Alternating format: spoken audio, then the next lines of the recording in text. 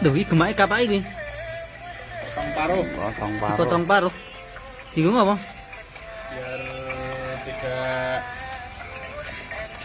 Biar tidak nyucuki koncone.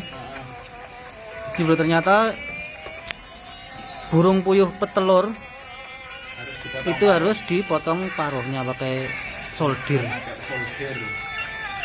sebelum dimasukkan kandang sama-sama. Soalnya biasanya anu ya, cucuk-cucukan kanibal. Banyak banget. Ini yang baru saja masuk. Gawat ya. Kata ini lampu nih, nah ini yang sudah sudah bertelur. Urung jigo itu. Biat bro. Tian. Just. Dur ya urung jigo. Mantap.